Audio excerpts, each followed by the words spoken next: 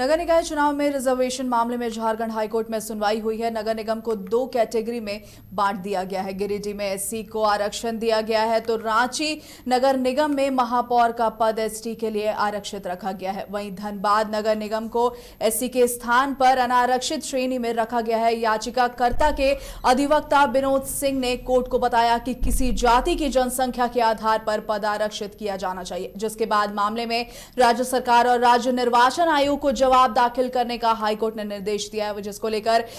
शांतनु कुमार चंद्रा उर्फ बबलू पासवान की ओर से रीट याचिका दाखिल की गई है, जिसमें कहा गया है कि जाति की जनसंख्या के आधार पर पद आरक्षित किया जाना चाहिए। फिलहाल इस मामले में अगली सुनवाई 17 दिसंबर को होगी।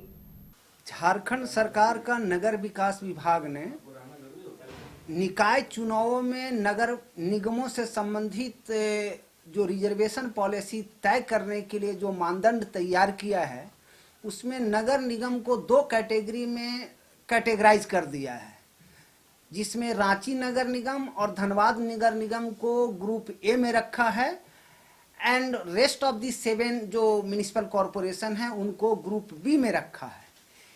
इससे असहमति जताते हुए, असंतुष्ट होते हुए इस केस में जो रीट याचिका है शांतनु चंद्रा एलियस बबलू पासवान जी, जो धनबाद के शेड्यूल कास्ट के व्यक्ति हैं, और उनका ये कहना है कि धनबाद को 2006 में एग्जिस्टेंस से आने से अब तक का कभी इसको रिजर्व नहीं किया गया है एससी के लिए, जबकि 2011 की जनगणना को आधार बना करके चुनाव कराए जा रहे हैं और उसमें सबसे ज्यादा शेड्यूल कास्ट की पॉपुलेशन धनबाद नगर निगम में 1,99,509 है। तो जो सरकार की जो पॉलिसी है कि डिसेंडिंग ऑर्डर ऑफ पॉपुलेशन को फॉलो करते हुए धनबाद को एससी कम्युनिटी के लिए रिजर्व होना चाहिए था, जो कि ऐसा ना करके इसको 2 कैटेगरी में करके सिर्फ रांची को एसटी के लिए रिजर्व करने की पॉलिसी बनाई गई है और धनबाद को फिर से अनरिजर्व, चूंकि 50% वाले कैप को फॉलो करना है, 50% का रिजर्वेशन को नहीं करना है, तो रांची और धनबाद एक कैटेगरी में आ जाता है, तो फिर एक सीट धनबाद को अनरिजर्व करना पड़ेगा, जो कि इनके पॉलिसी के खुद विपरीत में है, जिसमें इनको ये करना है कि डिसेंडिंग ऑर्डर ऑफ पॉपुलेशन के अनुसार मैक्सिमम पॉपुलेशन ऑफ जो पर्टिकुलर कम्युनिटी है उसके अनुसार सीटों का रिजर्वेशन देना है। लेकिन यहाँ पर ये संविधान का जो अनुच्छेद 243 क्यू है उसका भी वायलेशन कर रहे हैं और अपने खुद का भी पॉलिसी का वायलेशन कर रहे हैं। तो यही मामले को लेकर के आज न्यायालय में विस्तृत सुनवाई हुई। सुनवाई के बाद में माननीय न्यायालय ने राज्य सरकार से एवं राज्य निर्वाचन आयोग को अपना जवाब दाखिल करने का आदेश पारित किया है। अगली तिथि 17 दिसंबर को रखी गई। देखिए, जैसा कि आपको पता है कि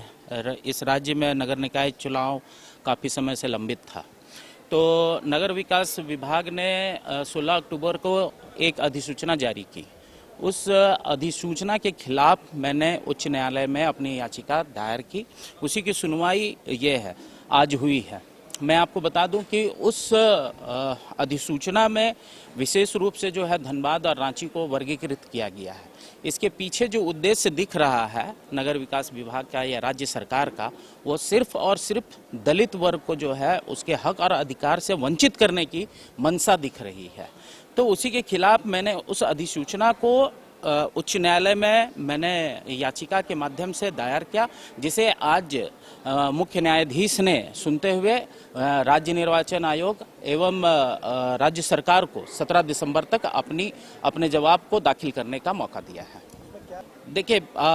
इसमें जो विषय जो सामने देखने से उनकी अधिसूचना को देखने से लग रहा है, वो सिर्फ और सिर्फ जो है दलित वर्ग को जो पॉलिटिकल बैकवर्डनेस की जो बात कर रही है राज्य सरकार, पॉलिटिकल बैकवर्डनेस से उनको हक और अधिकार ना देते हुए उनके अधिकारों को वंचित रखने की जो है ऐसी अधिसूचना में साफ तौर पर दिख रहा है। जैसा कि आपको पता होगा कि धनबाद जो है पूरे राज्य में सर्वाधिक